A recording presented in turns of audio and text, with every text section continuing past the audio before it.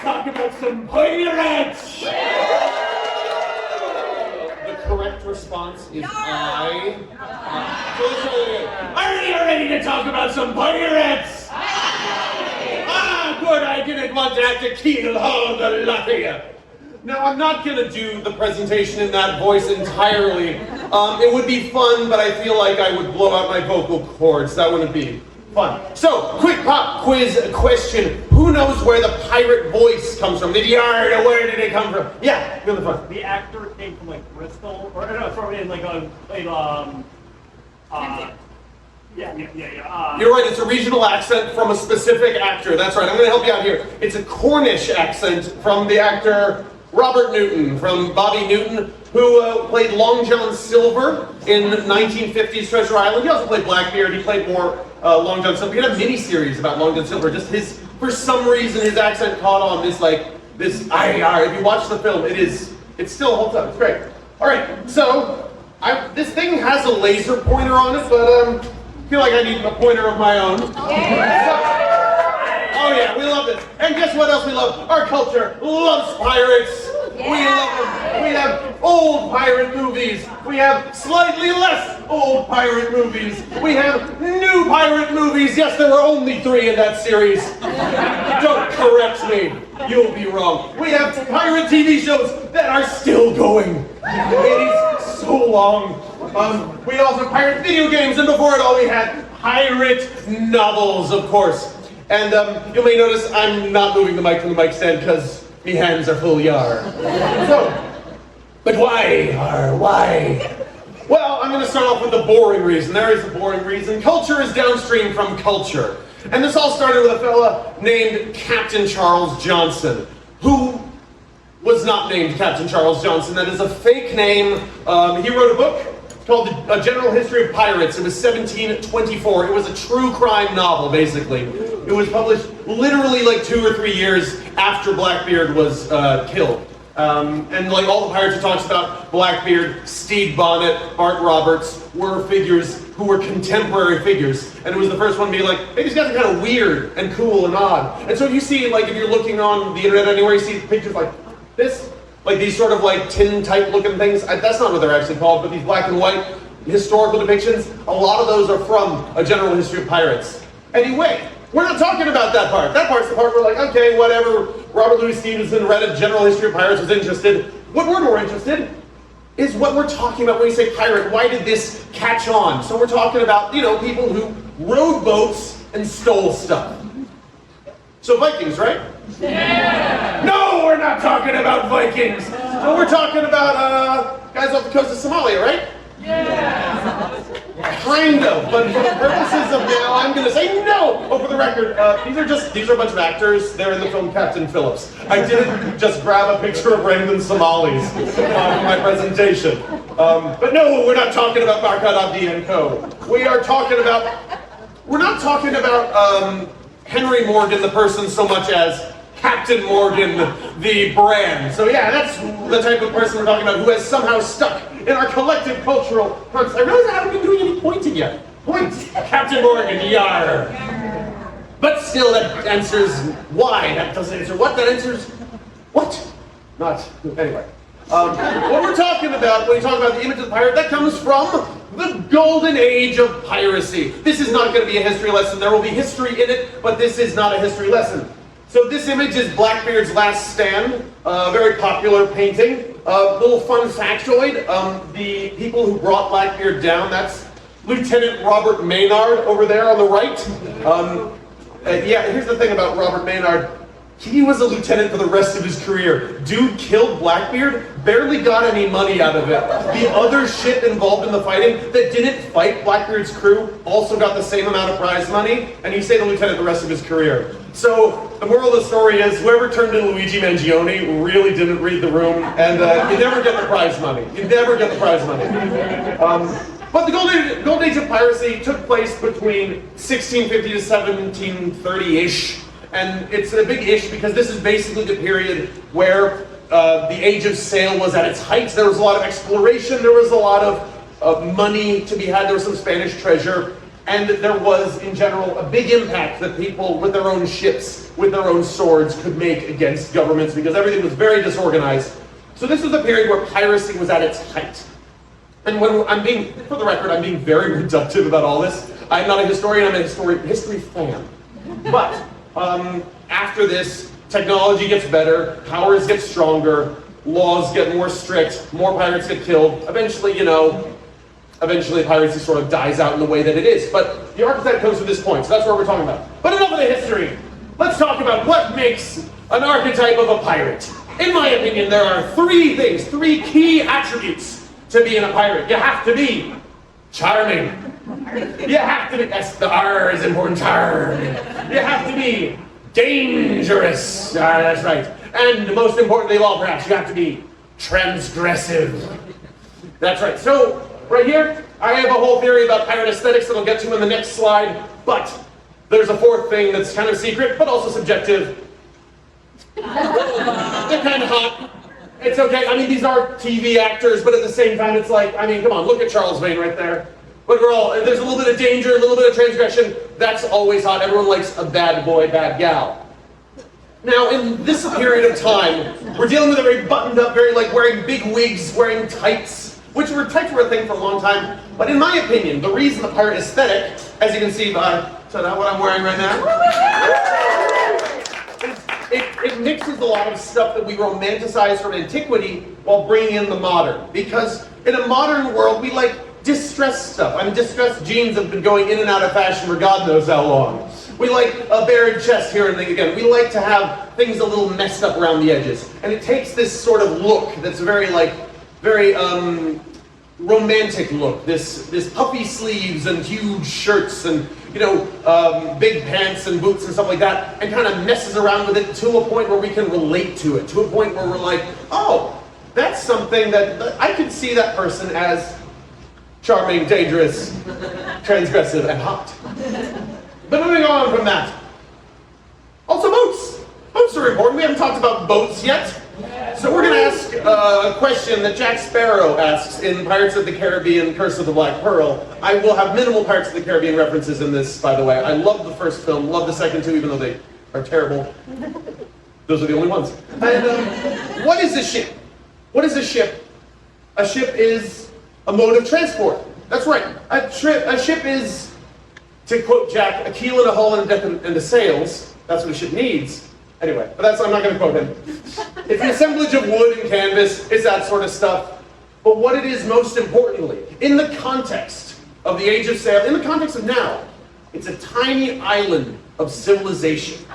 What a ship is a little unit that represents everything that humanity has ever done and ever will do on this unconquerable, non-understandable, huge thing, the ocean. The ocean is ludicrous. And I could do a whole other talk about the ocean because we still haven't, we haven't conquered it. And I'm not saying conquering it would be a good thing, but we've tried to conquer a lot of stuff in our life as a species. The ocean, still the ocean. So that's what a ship is. A ship is a little bit of us, just drifting through the wild. So here's a recap. Pirates, they're dangerous, they're kind of cool. They're also transgressive. You being a pirate, that will get you in a lot of trouble. And also, they are a part of this voyage of humanity that goes across a part of the world that we have not fully understood, maybe never will fully understand, but still we try to ride on top of it. And that's kind of rad. So, now that we've established the pirate archetype to a certain degree, let's talk about how they measure up in culture. How about, let's compare them to popular archetypes in culture. Let's talk about pirates and cowboys.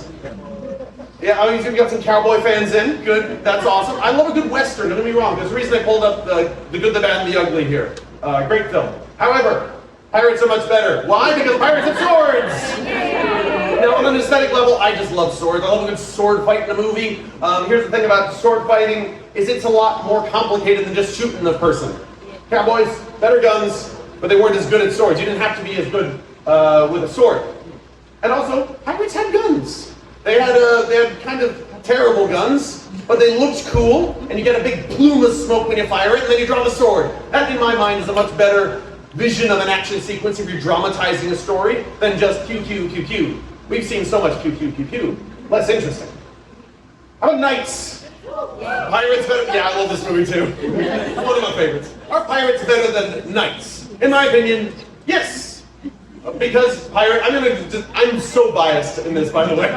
Pirates are better than Knights. I'm just gonna say why. Pirates are better than Knights because Knights reinforce the status quo. Knights typically, not always, but typically, when you think of the archetype, Knights uphold honor, uphold chivalry, great things, sometimes, but also that limits them as a role. If you're a knight, you're a very specific type of person, generally. Whereas when you're a pirate, you're already a rebel. You're challenging the status quo, not going along with it. Vikings. How about, they're also kind of pirates, but they don't really fall into our archetype. Not just because they're older, but in my opinion, because pirates can be a little goofy. They can be a little silly, a little wacky. You don't have to be like a really seasoned warrior to be a pirate. You need to know one thing, and that's how to do one job on one boat. That's all you need. And now the big one. Now the big one that y'all have been thinking this whole time. Let's all shout it out together. 1, 2, 3. Ninjas! Ninjas! I heard someone say ninjas. That's right, we're talking about pirates versus ninjas. Now, I've got a ship in this race, if you will. But let's say a show of hands. Who thinks pirates be ninjas? Who goes with ninjas? No shame. No, you can say ninjas, you're allowed. I'm not gonna shame you. Some of these people can see me. Okay, I'm gonna say they have a point. Because if you're talking about, like, this was 2010's internet discourse, it was a lot of like, who would win in a fight? Obviously, the ninja. Because the other one's drunk. The thing that makes pirates a better archetype, in my opinion, is pirates can have fun on their on-hours. The reason some of the famous pirates died is because their crew were drunk when the Navy caught up to them. I'm not making that up. That's true. So yeah, pirates, part of their archetype is the fact that even though they're doing things like pillaging, even though they're doing things like capturing towns and sinking ships and taking all their treasure, they're also drinking a lot, they're having a lot of fun while they're doing it. And once again, we're talking about the archetype. In real history, things were different, things were more nuanced. But yeah, and that's why I think they're better. So in short, oh yes, gone before our time, before its time. Pirates represent, in the archetype, they represent the best and the worst of us. Pirates are bloodthirsty, but they can also be merciful. Pirates can be cruel and calculating, but they can also be honorable. Pirates can be goofy, but they can also be skilled. It just matters what type of pirate are you. Are you, for instance, you're Steve Bonnet, your goofy little guy who's just kind of in over his head? Are you Blackbeard, the best of the best who's ever done it, but kind of salty about the whole thing? Or are you, yeah, he was Jack Rackham, but I tend to forget this because I really dislike this version of Calico Jack Rackham. But he's also the kind of like Wild West sort of, in this show, he's kind of the like, yeah, I'm just cool and swaggery. You can be that type of pirate too. It's all within the same umbrella. And that's one reason why we love it. Hang on. There seems to be something missing. I'm gonna take off the hat. What's the point of wearing a bandana on your head if you can't take off your hat? I think I'm forgetting something. What am I forgetting? Oh! The crimes. Costis humani generis. This is a Latin term. Some people think of it as a legal term. It is not technically a legal term. What it is, it's a designation that people are thought of. What it means in Latin. Anyone learn Latin? Anyone study Latin? Anyone? My mom tried to translate this. She took Latin back in like the 70s. But, okay. It means enemies of all mankind. That's how pirates were thought of, alongside other classes of, people who abused human rights. Even back in like the 1700s, hostis humani generis, enemies of all mankind. And we'll get back to that. So let's go back to the golden age of piracy. This is back to the history part of it, where I think the history really ties into what we think of as an archetype of a pirate, what makes pirate stories sing more than just shanties. Every pirate story is a tragedy. And I'm going to go through some of them. William Kidd, hanged. Steve Bonnet, hanged. Bart Roberts, shot in the neck. He's the one whose crew was drunk when they caught him. Charles Vane, hanged. Bellamy, Sam Bellamy, shipwrecked. Anne Bonny and Mary Read, died in childbirth, or when she was pregnant in prison of illness, unclear. Disappeared in prison. Not a great end. Maybe it was, but who knows? No one wrote it down. Zhang Yizhao? Anyone? Retired! Yeah, she was lucky. She's kind of the exception to the cruise rule. Look her up. She absolutely rocks. What is this one? Hornigold, Benjamin Hornigold, shipwrecked as well. This is Jack Rackham, hanged, Blackbeard, shot, and stabbed, and beheaded. So it took a lot to kill him. He was like Rasputin. But anyway, every pirate story, especially the pirate stories around the Golden Age, are stories of rebellion. They're stories where people, by whatever reason, sometimes it's selfish, sometimes it's selfless, sometimes it's forces beyond their control. I was talking about Bart Roberts earlier, the one who was hanged. No, he wasn't hanged, he was shot in the neck. He was working at a slave port, doing terrible crimes against humanity. Presumably, I don't remember what exactly he did, but he was captured and forced into piracy, but then became the pirate captain because the crew just liked him so much. There are people like that, and there's people like Blackbeard. You really don't know, we don't know where he started. He might have been a sailor somewhere, but suddenly people were like, hey, this dude's lighting his beard on fire. What's the deal with that? But anyway, every pirate story is a story of rebellion. So whether, even if you're Zheng Yizhao and you survive and you retire, it's still a story where you are going up against the powers that are impossible to move. You've made a choice at some point in your road to piracy that like, all this doesn't matter, I'm going to tear up the social contract, I'm going to go against everything on this little island of civilization in the midst of an ocean. And what was going on during the Golden Age of piracy? 1650 to 1730. Anyone can even think of a couple of things? What was that? I heard some stuff. Just shout it out. Popcorn. 100 years more. 100 years more. Slave trade. Slave trade. That's a big one. East India Company. East India Company. Yeah, that's another terrible one. So yeah, we got big wars, colonialism, a lot of economic opportunity, the start of like the triangle trade with chattel slavery, all that. And that's all like colossal injustice. And that's why the pirate archetype, in spite of the crimes they do against people, is still appealing, because at the end of the day, they're still rebelling against a fundamentally unjust system that seems unmovable and unchangeable, no matter what any one of us do. Sounds kind of like today, doesn't it? Yeah, so I was kind of lying at the beginning when I said I'm not going to talk about Somali piracy. I'm not an expert in this field, but like if you read for more than 5 seconds about Somali piracy, because like most of us, I'm sure we heard about the Captain Phillips incident, like, and then suddenly it was like, oh, they're still pirates now? But in reality, what happens in places like Somalia, where there's like a lot of instability, is that you get things that, for instance, in the case of Somalia, the waters around Somalia, which is the tip of Africa, and it's the side tip, because we all know the side tip. I don't know what I meant by that. Anyway, but the waters were unregulated because the state was struggling. So you've got a lot of poachers, you have the people who are fishing can't feed their families, can't provide economic opportunity, so they resort to criminality. They form gangs, they form groups, they kidnap people because that's more lucrative than just getting fish out of this sort of thing.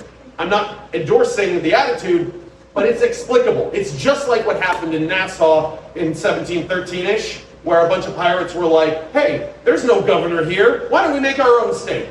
And well, it went well for like 2 years. But anyway, so my long story short is that the reason piracy as an archetype has endured, why people like dressing up as pirates when people are pirates, is not just because they look cool, not because they have long coats and swords, not because of flintlock pistols or what have you. It's because every one of us has felt like this at some point in our lives. We've all felt like a ship tossed against an unchangeable sea, and all we have are the people in our immediate vicinity. And hot damn, doesn't that make you want to burn something? Yeah. It's also the same thing that made me, who was a kid, oh yeah, that's me and my twin sibling, in 2003-ish, it might have been 2004, I was Jack Sparrow for Halloween, that's right, and then cut to 21 years later, where I dressed as a pirate at my wedding. That's right. Yeah. So I'll be taking questions now.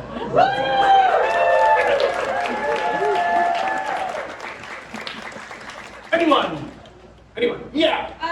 Who is the best movie pirate that you can think of, not Johnny Depp? I wasn't gonna say. Why would it possibly be Tim Curry from Muppet Treasure Island? Ooh, that's such a good one. I have an embarrassing confession. I haven't seen Muppet Treasure Island, but it is high on my list. I watched a lot of pirate movies in preparation for this, and for some reason I didn't. But thank you for reminding me.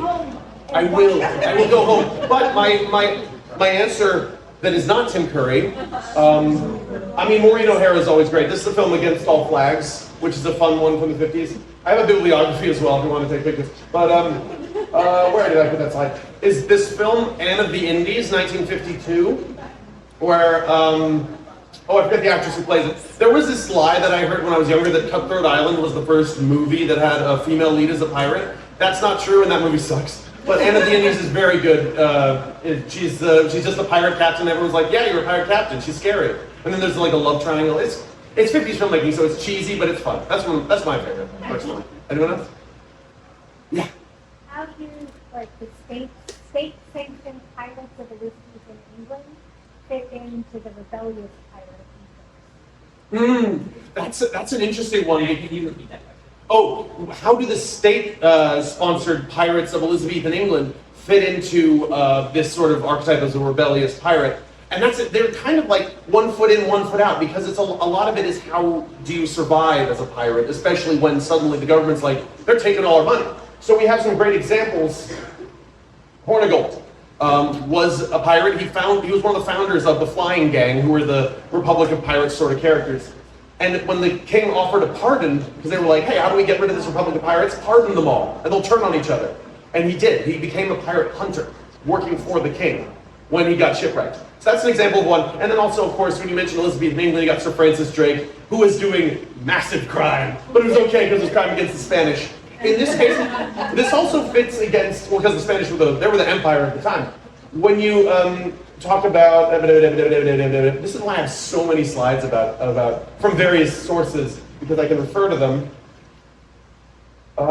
Yes, Captain Blood. This is a great, like one of the first like huge classic pirate movies. A story about someone who starts out as a pirate because he's treating an Irish rebel as a doctor, then he becomes sent off to Barbados, and then he escapes and becomes a pirate, but then at the end of the film he wins back his honor and he becomes a privateer. So a privateer in some ways is kind of this couched little area where you can be sort of rebellious, but you're like the wild card in the Queen's deck. And that's kind of there were also the first pirate who had a peg leg was a pirate who wanted to be a privateer for Queen Elizabeth, the first recorded one, and he tried so hard to get in good with her, but she was like, no. More likely one of her statesmen was like, no, and he just went off to find more treasure and got killed. But yeah, like I said, all pirate stories are tragedies. I also bring up William Kidd, who was an example of a privateer for a while, but then I don't remember the exact sequence of events. Long story short, shenanigans happened while he was away, privateering theoretically, and he comes back and like suddenly they're like, no, you're a pirate, we're gonna hang you. So he was screwed over because he thought he had the seal of approval of the colonial British government, when in reality, you know, he was only useful as they could let him be. Any more questions? I love talking about this stuff. Yeah. So for those of us not familiar with the pirate game, what's the deal with this Blackbeard lighting his mustache with beard on fire? Oh, yeah, Blackbeard was big into theatrics. He was a theater kid. What he did is he grew out his beard and he would tie fuses to the ends of his beard. So, and same thing, stick him in his hat all over. Like this picture that I use of him later on. At the very end of this part. Because a lot of piracy was about scaring your enemies. You didn't want to fight every day because obviously it's bad for business because you could get hurt or killed and on the sea infection's bad. You probably had syphilis. And I say probably because they found a urethral syringe in the wreck of his ship, which is how you treated syphilis in the day. You shot some mercury up your, that's how they treated syphilis. It was bad. But the point is he would light fires on his beard and his hat so that when he boarded an enemy ship, there'd be smoke coming off of him. So these really superstitious sailors would be like, it's the devil, and freak out and surrender immediately. It was part of the act. Yeah. Yes. How would you describe the structure of the society kind of on the ship? Is it closer to an aristocracy or a meritocracy or socialism? It depended on the ship, but on the by and large, it mostly was a sort of, it was kind of egalitarian, and like everyone had a vote. Generally, they would split up the treasure with shares. They even wrote a pirate code. I think Bart Roberts was one of the ones who wrote this pirate code. Black Bart. I never called him that in this production, but that was his like name, his pirate name. But they divided up the loot fairly equally, and a lot of that was a practical reason because they were all like, you know, cutthroats who, like, all the rules were off. So basically, it was like you got to keep the crew happy. Jack Rackham, he started his pirating career basically when his captain, he and his captain were sailing past a giant French man of war, and his captain, who was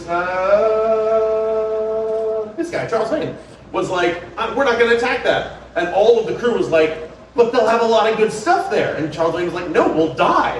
And they sailed on, but then then Rackham like forced a vote and found out that of the like 90 some crew, there was like only 10 of them that didn't want to attack this thing, so they ousted Vane, and that's how his pirating career began. So it was kind of a direct democracy, but that was mostly in regards to shipboard affairs. And like, I mean, also like if you want to talk about pirate societies, another great example is our pirate empress over here. She was like really strict with the rules, especially with like how people comported themselves. Like one of the rules that stuck in my brain because it strikes you as really like messed up. But like if a pirate of her crew was found, or any crew in her fleet was found fooling around with a lady on board, they would both be killed. Consenting, non-consent, like no matter what was going on, was it sexual assault? No, they're dead. Because she had to like rule this with an iron fist. So there was a degree of like authoritarianism, but it was also by consent of the governed as well. It was low colony, just anarchy. It was anarchy. And not anarchy in the way that I said it was chaos. I mean anarchy in like the political philosophy of anarchy, closer to that. Anyway. Anyone else? I'm enjoying talking about this. I think We'll start with anarchy, yes. All right, who wants to capture a boat? There's boats over there, let's go. Go to nerdnite.com to find a Nerd Night event near you. And don't forget to subscribe to our channel for our latest presentation.